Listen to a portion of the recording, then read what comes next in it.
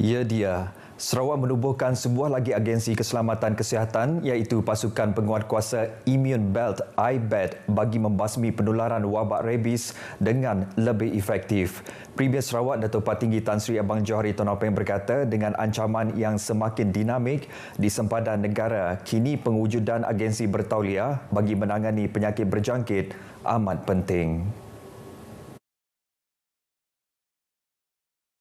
Kita mesti ada mempunyai hubungan dengan masyarakat tempatan. Dan keanggotaan IBET ini selalunya mereka yang telah pernah berkhidmat dalam tentera ataupun polis, dan mereka datang daripada kawasan-kawasan tersebut. IBET katanya akan bertanggungjawab dalam membantu pasukan keselamatan sempadan bagi mengawal kemasukan anjing liar dari negara jiran. Anggota-anggota IBET akan ditempatkan di kawasan kampung-kampung di pedalaman dan sempadan Sarawak bagi mengesan kemasukan anjing liar yang berpotensi membawa penyakit. Datuk Petinggi Tan Sri Abang Johari bercakap kepada media selepas majlis pelancaran pasukan tersebut di Kuching. Setakat ini, IBET mempunyai seramai 108 keanggotaan di seluruh negeri. Dalam pada itu, beliau juga mendedahkan semenjak penubuhan pengawal pantai Sarawak SGC, kes pencerobohan nelayan asing mencuri hasil laut negeri ini menunjukkan penurunan. Pasukan pengawal pantai itu kini memiliki aset canggih dalam mengawal hasil marin Sarawak dengan 3 buah bot beroperasi manakala 3 lagi masih dalam proses pembuatan. Dalam perkembangan lain, Premier Sarawak Datuk Patinggi Tan Sri Abang Johari Tun Openg berkata Sarawak telah membelanjakan RM560 juta bagi menangani wabak pandemik COVID-19 di negeri ini. Ia merangkumi kos pembinaan makmal, pembelian vaksin serta peralatan perubatan dan perbelanjaan hotel bagi tujuan kuarantin. Datuk Patinggi Tan Sri Abang Johari Tun Openg berucap pada majlis apresiasi bersama Barisan Hadapan COVID-19 Zon Selatan di Pusat Konvensyen Borneo Kuching malam tadi berterima kasih kepada petugas-petugas dan Jawatan Kuasa Pengurusan Bencana Negeri JPBN atas komitmen yang diberikan selama bertugas di lapangan untuk mengekang pandemik COVID-19.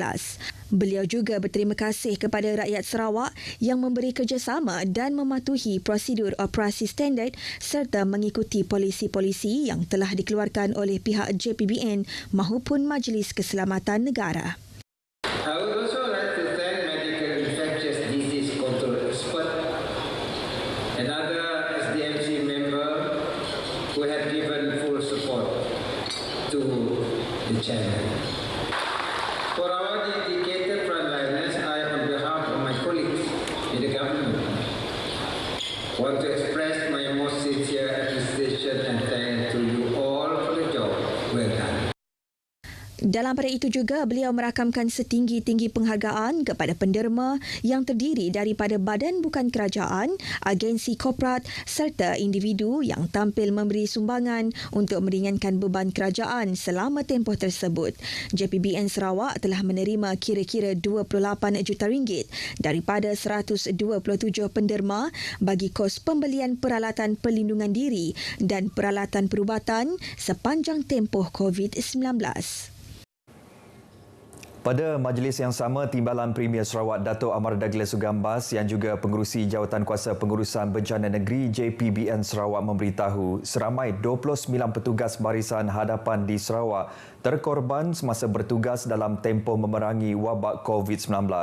Beliau berkata kesemua petugas barisan hadapan itu telah menunjukkan semangat dan dedikasi yang tinggi dan menggadaikan nyawa untuk keselamatan masyarakat. Sadly, according to our record, 29 our frontliners perished in the line of duty. SDMC would like to offer our deepest condolences to their families. Lebih 2,000 petugas barisan hadapan daripada pelbagai agensi serta penderma diraih pada majlis tersebut bagi menghargai jasa dan sumbangan. Beliau turut mendedahkan bahawa Sarawak telah merekodkan 314,746 kes positif dengan 1,763 kes kematian dilaporkan setakat 20 September lalu.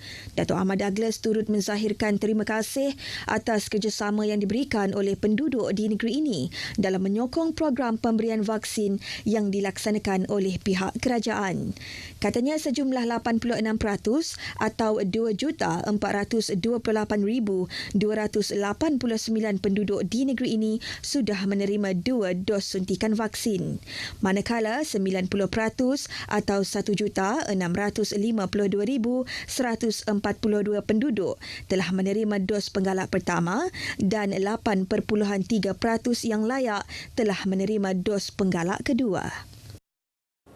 Di Pedawan, seorang wanita terkorban manakala 13 orang lagi cedera selepas kenderaan yang dinaiki terbabas ke dalam gaung sedalam 30 meter di Jalan Borneo Highlands Resort semalam.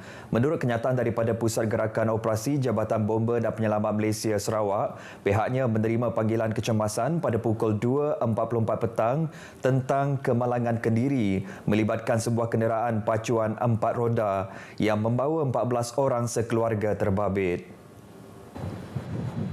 Pasukan bomba dengan kekuatan seramai 7 orang anggota dari Balai Bomba dan Penyelamat Siburan bersama sebuah jentera dan 2 buah kenderaan Hilux digegaskan ke lokasi kejadian selain dibantu oleh 4 orang anggota pasukan bomba sukarela Kampung Simpok.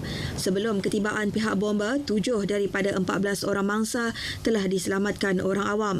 Manakala mangsa-mangsa selebihnya termasuk salah seorang mangsa yang tersepit diselamatkan oleh pasukan bomba dan bomba sukarela setiba di lokasi.